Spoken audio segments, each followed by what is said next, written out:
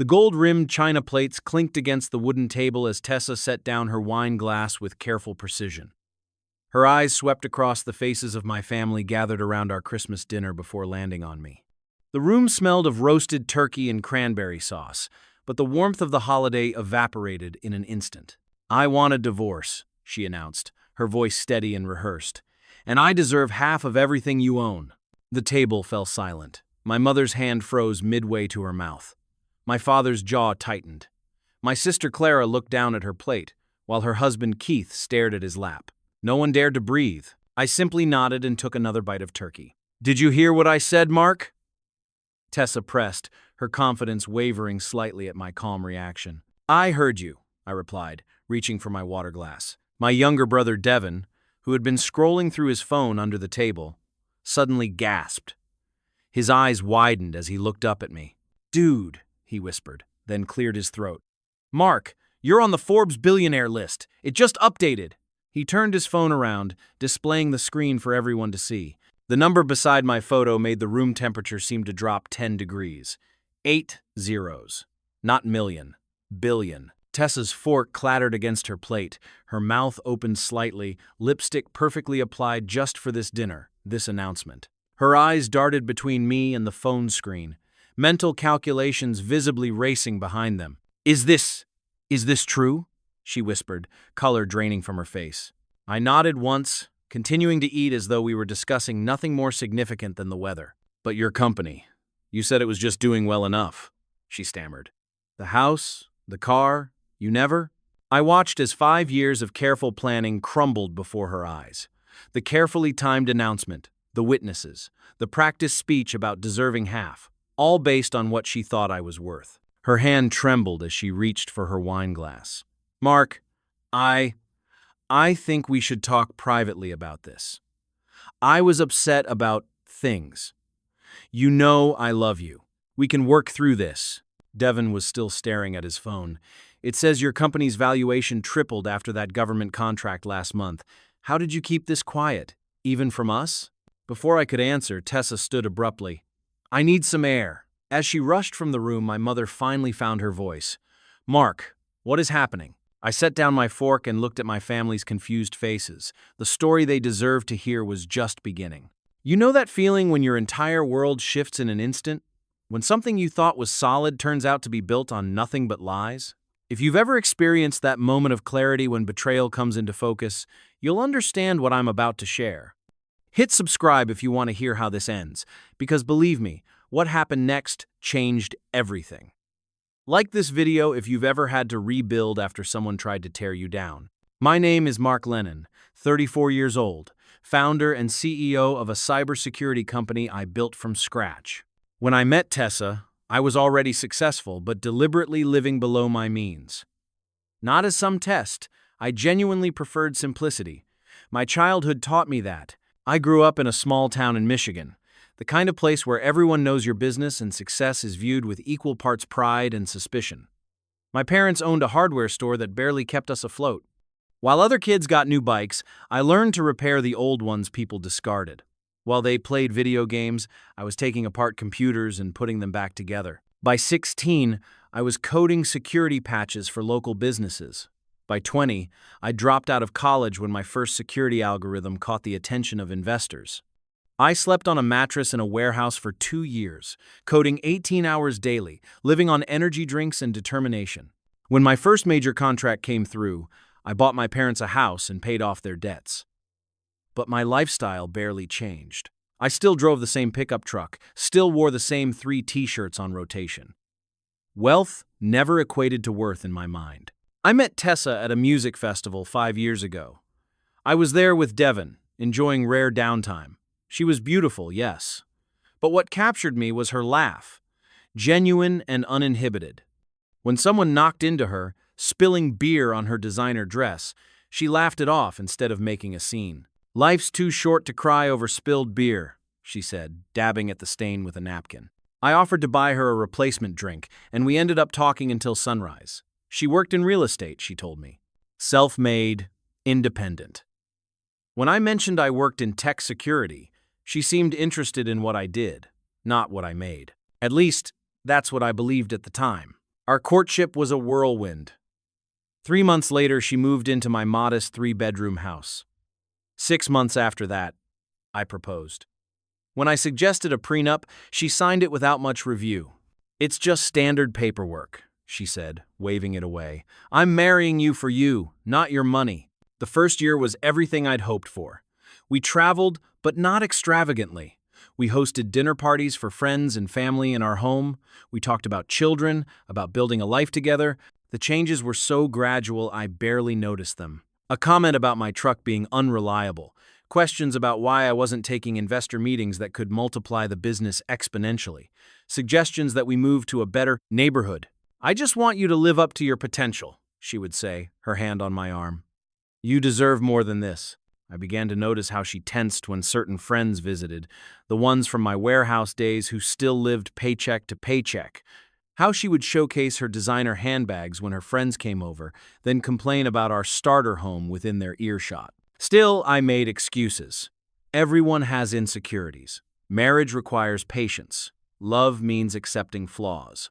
Then came the day that changed everything. I was working from home, sequestered in my office, trying to solve a critical security breach for a client. Tessa thought I had left for a meeting.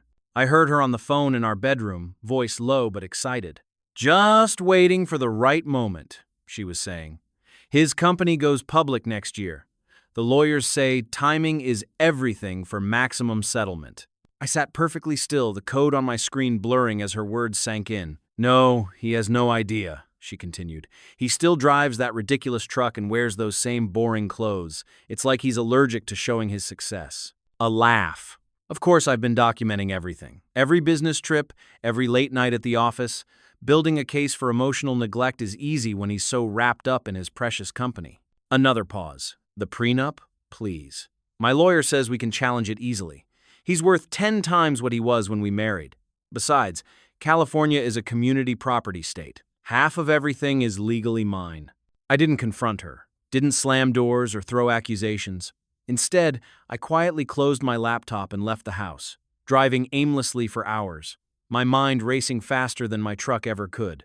That night, when she asked where I'd been, I mentioned a client emergency. She nodded sympathetically and suggested I invest in a better work-life balance. "You work too hard," she said, kissing my cheek. "It's not healthy." I smiled and agreed. And in that moment, as I looked into the eyes of the woman I'd promised to love forever, I made a decision. If she wanted to play a long game, she would learn that she wasn't the only one with patience. For the next 3 months, I became the actor she never knew I could be. I mentioned potential investors over dinner. I accidentally left financial projections where she could find them, projections that significantly undervalued the company. I talked about feeling burned out, about considering selling majority shares, all while I rearranged everything. What Tessa didn't know, what no one knew except my most trusted advisors, was that my main company was merely the visible tip of a much larger operation. The dummy corporation she thought contained my primary assets was just one small subsidiary. The wealth management team had been quietly building a fortress around my actual holdings since before we'd even met. Not because I didn't trust her initially, but because I didn't trust anyone when it came to business. I'd seen too many brilliant minds lose everything to poor planning. Then came Christmas, the dinner I knew would be perfect for her announcement. The witnesses, the holiday symbolism of ending something before a new year. She'd even worn red, camera ready for the dramatic moment. What she hadn't planned for was Devon's phone, or the Forbes list, or the number that made her carefully constructed plan collapse in real time. As my family sat in stunned silence after Tessa's hasty exit, I looked at their concerned faces and realized I owed them the truth. "How long have you known?" my father asked quietly. "About her plans? 3 months for certain?" "About her character?" I sighed. "Probably longer than I want to admit." Clara reached across the table and squeezed my hand. "What are you going to do?" I carefully folded my napkin and placed it beside my plate. "Exactly what I've been doing for the past 3 months. Everything is already in motion." "Which is what, exactly?" Devon pressed, still clutching his phone with the Forbes article displayed. I stood up from the table and walked to the window. Outside, I could see Tessa pacing on the back patio, phone pressed to her ear, gesturing frantically as she spoke. "That," I said, nodding toward her, is someone realizing that 5 years of calculation just crumbled in 5 minutes. She's calling her sister right now, trying to figure out how to salvage this situation. My mother's eyes narrowed. You knew she would do this today? I did. And you invited us to witness it? Keith asked, sounding uncomfortable. I invited you because you're family, and I wanted you here. But yes, I also wanted witnesses to her true nature, to protect myself from whatever narrative she tries to spin later. Devin leaned forward. So what happens next? Do you just divorce? Through the window, I watched as Tessa ended her call and took a deep breath, visibly composing herself. She smoothed her dress, checked her reflection in the patio door, and plastered on a smile before turning toward the house. What happens next, I said quietly as the back door opened, is I continue playing the game until the right moment. What moment? Clara whispered. I turned from the window as Tessa re-entered the dining room, her smile not reaching her eyes. I'm so sorry for the disruption, she said sweetly. Mark, can we talk privately for a moment? I nodded and followed her toward the hallway, but not before catching Devin's questioning look. What my brother couldn't understand, what none of them could possibly understand, was that revenge isn't a single act of retaliation. True revenge is patient, methodical, comprehensive, and mine was just beginning. I followed Tessa down the hallway into my home office, the room where I'd first overheard her plotting months ago. How fitting. She closed the door behind us, then turned to face me with tears already forming in her eyes. The performance was beginning. Mark, I need to explain, she said, her voice trembling perfectly. I didn't mean what I said out there. We've been having problems, and I was upset, and I just wanted half of what you thought I had. I finished for her. Her eyes widened slightly before she regained control. No, that came out all wrong. I was angry and said something stupid. You know how I get when I'm emotional. I leaned against my desk and studied her. The woman I'd fallen in love with. The woman who'd planned to take everything I'd built. I felt a strange detachment, like I was observing a character in a play rather than my wife of nearly 5 years. Let's not do this, Tessa. Do what? Pretend. You've been meeting with divorce attorneys for months. You've been documenting my work hours, my business trips. You've been building a case. Color drained from her face. How did you... No, I overheard you on the phone with your sister 3 months ago. Everything you said, everything you planned. She sank into the leather chair opposite my desk, the one where she used to sit and watch me work in the early days of our marriage, fascinated by how absorbed I could become in solving security problems. Now she looked like someone had pulled the floor from beneath her feet. Mark? The Forbes list? I interrupted again. That's what has you scrambling, isn't it? Not that I knew about your plan, but that your plan was based on incomplete information. Her silence confirmed everything. You want to know how much I'm actually worth, I continued. You're recalculating what half would mean now. A tear slid down her cheek. Whether real or manufactured, I couldn't tell anymore. You're making me sound so cold and calculating, aren't you? She stood suddenly, switching tactics. And what about you, living this double life, hiding your success even from your own wife? What kind of marriage is built on those kinds of secrets? I had to admire her ability to flip the script, to position herself as the victim. In another life, she could have been an exceptional actress, the kind where one person marries the other planning the divorce before they even say, I do, I replied calmly. Her shoulders slumped. She knew she'd been caught, but Tessa was nothing if not adaptable. We can fix this, she whispered, stepping closer. We can start over, Mark, go to counseling, rebuild trust. I made a terrible mistake, but I do love you. I always have. I looked into her eyes, searching for any glimpse of the woman I thought I'd married. All I saw was calculation. We should get back to dinner, I said finally. My family is waiting. Are you going to tell them about what I was planning? Panic edged into her voice. They already know what you announced at the table. The rest isn't their business. Relief flooded her face. Thank you. I'll make this up to you, Mark. I promise. She reached for my hand, and I let her take it. Her fingers were cold. I know you will, I said. As we returned to the dining room, my family tried to act normal, but the tension was palpable. My mother's pursed lips, Devin's wide-eyed stare, Clara's overly bright smile as she offered Tessa more wine. Everything's fine, I announced. Just a misunderstanding. Let's enjoy our dinner. Tessa squeezed my hand gratefully. She thought she'd been given a second chance. The following weeks were surreal. Tessa transformed into the perfect wife overnight. She canceled her secret apartment viewings. She suggested couples therapy. She invited my parents for weekend visits and helped my mother in the kitchen, asking about family recipes she'd shown no interest in for years. My mother watched with thinly veiled disgust as Tessa brought her tea and engaged her in conversation about family albums. After Tessa left to take a phone call, my mother leaned close to me. "She's laying it on thick, isn't she?" she murmured. "Mom," I warned quietly. "I kept my mouth shut for years because you seemed happy. But I always knew, Mark. A mother knows." I sighed. "What did you know?" "That she saw you as a ladder, not a partner." She patted my hand. "You were always too smart to be fooled forever." I just had to wait. I stared at my mother, this woman who'd worked alongside my father in their hardware store 6 days a week for 30 years, whose hands were perpetually dry from counting inventory and helping customers. Who'd taught me that wealth wasn't measured in dollars but in dignity. "I should have listened to you from the beginning," I admitted. She shook her head. "Some lessons we have to learn ourselves." When Tessa returned, all smiles and apologies for the interruption, my mother simply nodded and excused herself. The contrast between these women had never been more stark. I played along perfectly with Tessa's reconciliation efforts. I agreed to work on us. I suggested a second honeymoon. I even transferred a small sum to our joint account as a fresh start.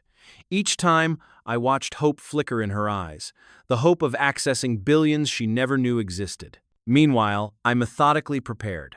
The dummy corporation she thought was my main business was being restructured. The wealth management team had been working discreetly for months. Everything was moving exactly according to plan.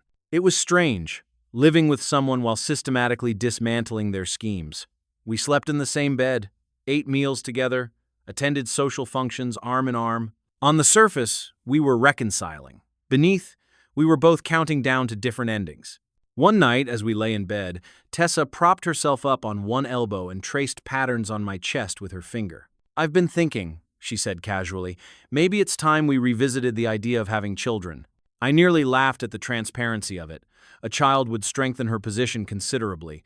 Instead, I kept my expression neutral. "You always said you wanted to focus on your career first," I reminded her. "People change. Priorities shift." Her finger continued its path across my skin. "Don't you think we'd make beautiful babies?" I captured her hand in mine, stopping its movement. "Let's get us back on solid ground first." She pouted but nodded. "You're right, one step at a time." As her breathing deepened into sleep beside me, I stared at the ceiling, remembering when I'd actually believed we would have a family together. When I'd imagined tiny versions of us running through this house, before I understood who she really was. The first time I truly saw behind Tessa's mask was 2 years into our marriage. We were at a charity gala for children's education, a cause I deeply believed in given my own background. I donated a significant amount anonymously, as was my preference. During the event, the organizer publicly thanked our anonymous donor whose generosity will build 3 new computer labs.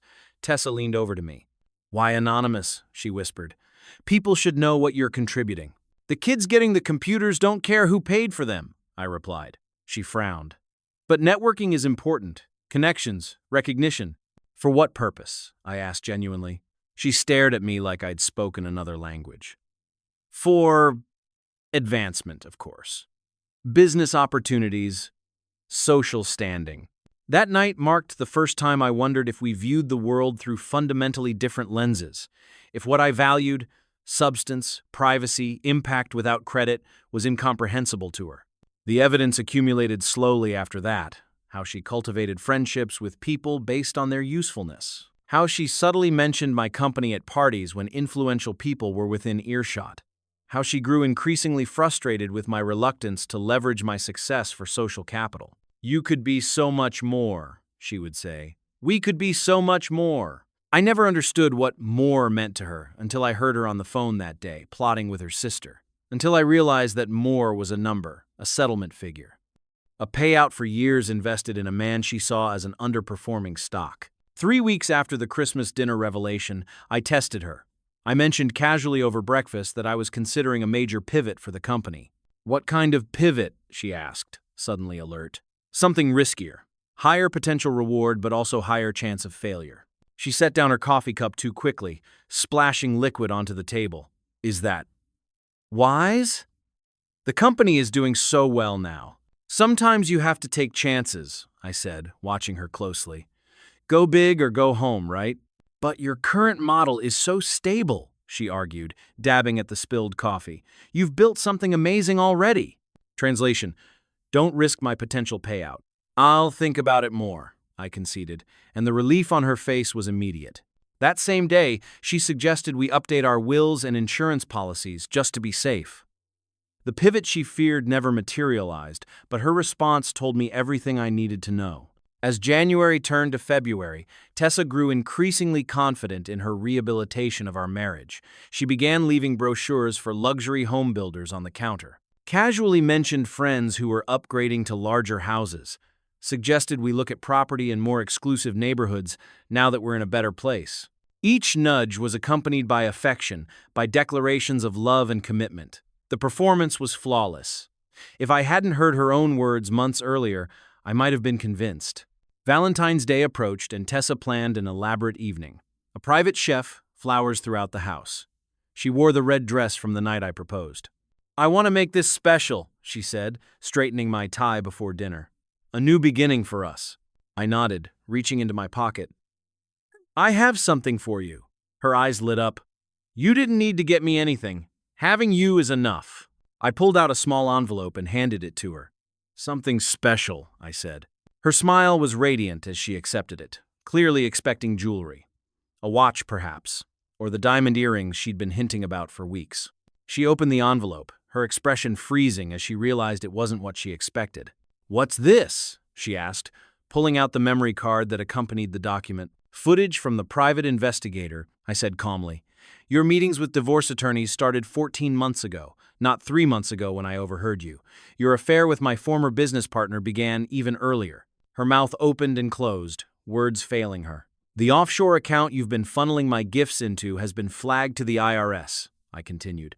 The prenup you dismissed as standard paperwork has a morality clause. The evidence shows you married me planning to divorce me for financial gain. She stood abruptly, knocking over her wine glass. Red liquid spread across the white tablecloth like blood. You've been investigating me? She finally managed, her voice rising. While I've been trying to save our marriage? You've been trying to save your investment, I corrected. There's a difference. She switched tactics instantly, tears welling in her eyes. I made mistakes, Mark, terrible mistakes, but I do love you. Everything these past weeks has been real. Please, stop, I said quietly. Just stop. It's over, Tessa. The tears vanished as quickly as they had appeared. Her face hardened into something unrecognizable. You think you've won? She hissed. You think your precious prenup will protect you? I have the best lawyers in the state lined up. I've documented every business trip, every late night, every missed dinner. 5 years of emotional neglect while you built your precious company. I'll take you for everything you're worth. There it was. The mask completely dropped. The woman I married nowhere to be found. You can try, I said evenly. She grabbed her purse from the sideboard. You have no idea who you're dealing with. Actually, I do. That's the problem. She stormed toward the front door, then turned back, composing herself with visible effort. This isn't over, not by a long shot. After she left, I sat alone at the table, surrounded by the romantic dinner setting she'd arranged. The candles still burned. The expensive wine she'd selected still breathed in its crystal decanter.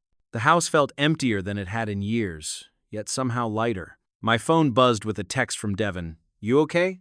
I typed back, yes, phase 1 complete. Because despite what Tessa believed as she drove away from our house that night, this wasn't the end of my plan. It was merely the beginning. What she didn't know, what she couldn't possibly understand, was that I had spent the last 3 months ensuring that when the dust settled, she would walk away with exactly what she deserved. Neither more nor less. The real question wasn't whether I would be okay. It was whether she would survive what came next. The following morning, I woke to 17 missed calls and 34 text messages from Tessa. They ranged from apologetic, "Please call me, we need to talk," to threatening, "You'll regret this," to tearful voice messages where her words dissolved into sobs. I listened to each one, searching for any hint of genuine emotion, but found only performance, the desperate improvisation of someone who'd lost their script. I didn't respond to any of them. Instead, I called my attorney, Helen, who had been quietly preparing for this moment for months. "She's officially been served," Helen confirmed. "Her reaction?" "About what we expected," I replied. Staring out the window at the garden, Tessa had insisted on redesigning 3 times in 5 years. "How long until she realizes what we've done?" "When she meets with her lawyers today, maybe sooner if she reads the full filing." I nodded, though Helen couldn't see me. "And you're sure it's airtight?" "Mark," Helen's voice softened slightly, "we've been building this case for months. Everything is documented. The hidden accounts, the affairs, her meetings with divorce attorneys that predate your marriage. The morality clause in your prenup is clear, and she violated it extensively." "She'll fight," I warned. "Let her." Helen's confidence was unwavering. "She'll lose." After hanging up, I walked through the house that had never really felt like ours, more like a stage set where we'd both been playing parts. I touched the kitchen counter where we'd cooked together in the early days, the sofa where we'd talked about our dreams, the desk where I'd worked while she brought me coffee, back when I believed her support was genuine. My phone buzzed again, Devon, checking in. "She's been served," I texted back. "Coming over now." 20 minutes later, I pulled into my brother's driveway. His modest townhouse was the opposite of the carefully curated space Tessa had created. Guitars leaned against walls. Books were stacked haphazardly. Coffee mugs congregated on every surface. It felt lived in, real. Devon opened the door before I could knock, pulling me into a hug. "You look like garbage," he said, stepping back to examine me. "Thanks. I feel worse." He led me to his cluttered kitchen where he pushed aside music magazines to make space for 2 coffee mugs. "Mom called. She's worried about you." I sank into a chair. "I'm fine." "Are you?" Devon raised an eyebrow. "Because you've spent 3 months pretending to reconcile with someone who was planning to take you for every penny. That's gotta mess with your head." I stared into the coffee he handed me. "It's better than the 5 years I spent not knowing who I was really married to." Devon nodded, understanding in his eyes. My brother had always seen through people more clearly than I had. He'd never quite warmed to Tessa, though he'd tried for my sake. "What happens now?" he asked. "Now it gets complicated," I admitted. "Her lawyers will counter. They'll try to invalidate the prenup. They'll paint me as the villain, the cold, distant husband who neglected his wife while building his empire. Will that work?" I shook my head. "Not with what we have." Devon studied me carefully. "There's something you're not telling me." I hesitated, then decided my brother deserved the truth. "It's not just about protecting what's mine, Dev. It's about making sure she never does this to anyone else." His eyes widened slightly. "What exactly are you planning?" Before I could answer, my phone rang. "Helen?" "Mark," she said without preamble. "Tessa's attorneys just reached out. They want to meet. Immediately." I glanced at Devon, who was watching me intently. 2 hours. Their offices. "I'll be there." After ending the call, I turned to my brother. "Apparently, we've got their attention." Devon set down his mug. "Want me to come with you?" I shook my head. "This is something I need to do alone." 2 hours later, I sat in a glass-walled conference room across from Tessa and her legal team. 3 attorneys in expensive suits flanked her like bodyguards. She wore black, her face composed into a mask of dignified suffering. The wronged wife. The victim. My attorney Helen sat beside me, a single folder on the table before her. Tessa wouldn't meet my eyes. Her attorneys did all the talking, outlining what they called a reasonable settlement proposal despite the unpleasantness of recent revelations. The lead attorney, a gray-haired man named Lawrence, slid a document across the table. "Given the length of the marriage and Mrs. Lennon's contributions to your success, we believe this represents a fair division of assets." Helen didn't touch the paper. "Contributions?" Lawrence smiled thinly.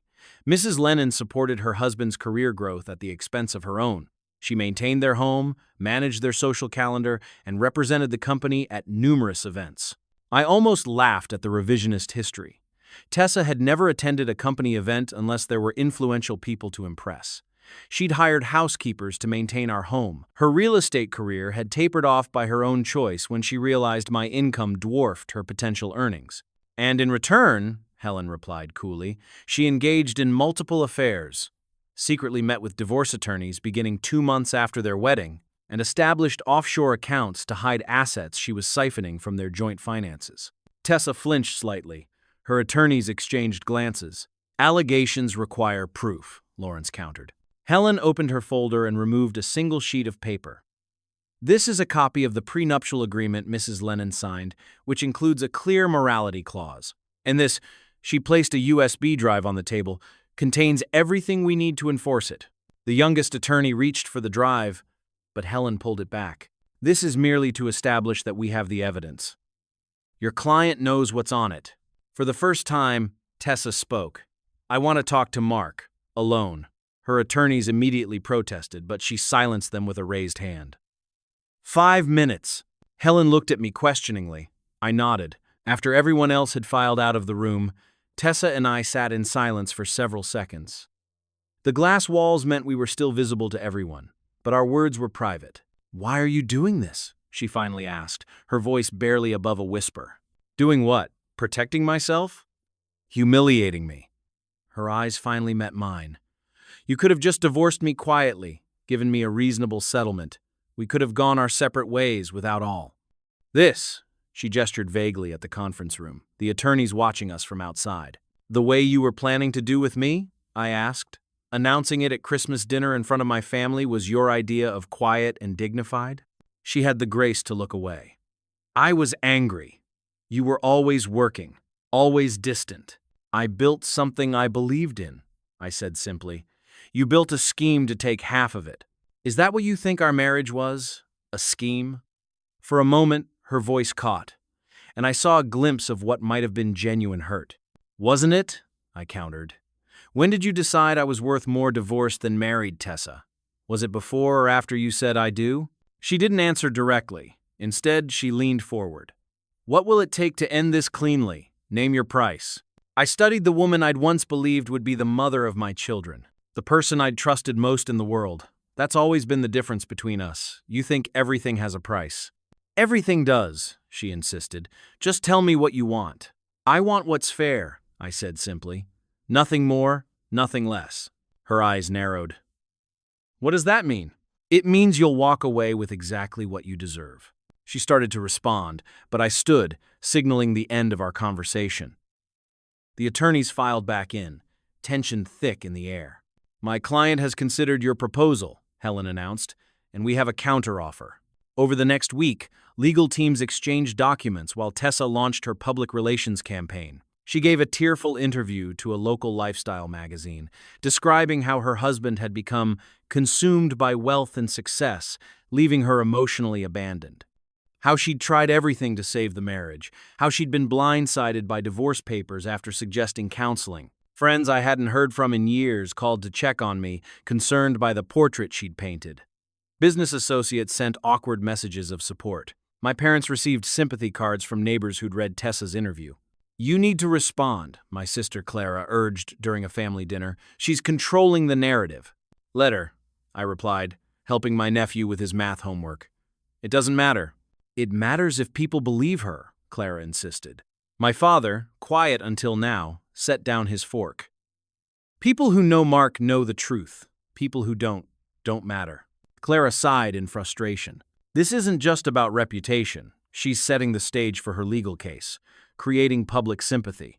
The courts don't operate on sympathy, I reminded her. They operate on evidence, and we have that in abundance. What I didn't tell my family was that Tessa's public campaign was exactly what I'd anticipated. Each interview, each carefully constructed social media post, each spontaneous sighting where she looked bravely stoic or tearfully fragile, they were all playing directly into my hands. The following Tuesday, Helen called with news that sent a jolt of adrenaline through my system. Tessa's attorneys have proposed a settlement conference, she said. They want to avoid a public trial. Of course they do, I replied. When? Tomorrow. Neutral location. I considered this development. They've seen the evidence. Yes, Helen confirmed. All of it. And I think they've advised her to cut her losses. The settlement conference took place in a downtown mediator's office. Tessa arrived with only one attorney this time, not Lawrence, but the younger one who had reached for the USB drive. Her makeup was subtle, her clothing understated. The victim narrative was being carefully maintained. For 6 hours, terms were discussed, rejected, revised, and discussed again. Tessa's attorney pushed hard on the company valuation, arguing that the growth had occurred during our marriage. Helen systematically dismantled each argument with documented evidence of when various aspects of the business had been developed and structured. By late afternoon, Tessa looked exhausted. When her attorney stepped out to make a call, she turned to me. "This is really what you want?" she asked quietly. "To leave me with almost nothing after 5 years?" "I'm leaving you with what you brought to the marriage," I corrected. "Your assets remain yours. The prenup you signed ensures that." "You know that's not enough to maintain my life," she said, an edge of desperation creeping into her voice. "The life I provided, you mean?" She flinched as if I'd slapped her. "I was your wife." "You were," I agreed, "and now you're not." Her attorney returned before she could respond. The mediation continued for another hour before a preliminary agreement was reached. Tessa would retain her personal assets. She would receive a one-time payment that, while substantial to most people, represented a tiny fraction of what she'd hoped to claim. Most importantly, she would sign a non-disclosure agreement about our marriage, our divorce, and my business dealings. As the mediator reviewed the terms, Tessa sat perfectly still, her face unreadable. When asked if she understood and agreed to the terms, she simply nodded. "Verbal confirmation is required for the record," the mediator prompted. "I understand," Tessa said, her voice hollow. "I agree to the terms."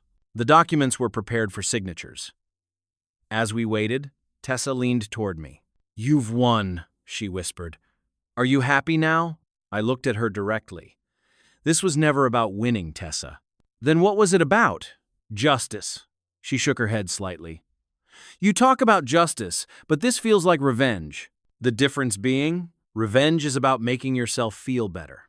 Justice is about what's right." For the first time in months, I saw a glimmer of the woman I thought I'd married, insightful, challenging. But then I remembered the coldness in her voice as she plotted with her sister, the calculation behind every action. "Sometimes they're the same thing," I replied as the documents were placed before us. We signed in silence. When the last page was complete, Tessa stood abruptly. "I need some air," she said, walking quickly from the room. Her attorney gathered the documents, while Helen conferred with the mediator. I remained seated, a strange emptiness settling over me. This moment, the one I'd been working toward for months, felt anticlimactic. The marriage that had defined 5 years of my life was officially over, reduced to signatures on legal documents. When Tessa didn't return after 10 minutes, her attorney went to look for her. He came back alone, looking concerned. "She's gone," he said. "Left the building." Helen frowned. "The process is complete. The agreement is binding." "Of course," he nodded. He hesitated. She seemed upset. I felt a twinge of something, not quite guilt, but not satisfaction either. "She'll be fine." Tessa always lands on her feet. The attorney gave me a strange look. "I hope you're right." 3 days later, I was working in my home office when Devin called. "Have you seen it?" he asked without greeting. "Seen what?" "Check your email, now." I opened my inbox to find a message from Devin with no subject line, just an attachment. I clicked it open to find a press release from the State Attorney General's office. As I read, my heart began to race. This was it, the final piece falling into place, the part of my plan I hadn't shared with anyone, not Helen, not my family. Tessa hadn't just been planning to divorce me. She and my former business partner, Grant, had been systematically stealing client information from my company for over 2 years. They'd planned to launch a competing business once the divorce settlement funded their startup. What they didn't know was that I'd discovered their data breach during a routine security audit months before I overheard Tessa's phone call. I hadn't just been gathering evidence of her infidelity and divorce planning. I'd been meticulously documenting their corporate espionage, building an airtight case, and feeding it directly to the white-collar crime division of the Attorney General's office. The press release announced charges against both Tessa and Grant for corporate espionage, wire fraud, and conspiracy. If convicted, they faced substantial fines and potential prison time. My phone rang again, Helen this time. "Did you know about this?" she demanded. "Yes," I admitted. "Why didn't you tell me? This could have strengthened our position in the divorce." That's exactly why I didn't tell you, I explained. I didn't want to use it as leverage. I wanted the criminal justice system to handle it independently. There was a long pause before Helen spoke again. This isn't just about the divorce for you, is it? This is about something bigger. It's about accountability, I said simply, for everyone involved. After hanging up, I sat back in my chair, emotions washing over me in waves. Not triumph or satisfaction, but something quieter, a sense of closure, of justice served not just for me, but for every person who trusted my company with their data security. My phone buzzed with a text message. Unknown number. You destroyed everything. I hope it was worth it. Tessa. I didn't respond. There was nothing left to say. That evening, as news of the charges spread through business circles, I drove to the old warehouse where I'd started my company. The building had been renovated into upscale offices, but the landlord had kept one wall intact, the one where I'd written my first code, sleeping on a mattress on the floor, dreaming of creating something meaningful. I stood there in the empty reception area after hours, looking at that wall, thinking about the journey from there to here, about trust and betrayal, about the price of success and the value of integrity. My phone buzzed again. Devin, you okay? He texted. I typed back, I will be. And for the first time in months, I believed it. When I married Tessa, I thought we were building a life together. What I didn't understand was that she saw me as a stepping stone to the life she really wanted.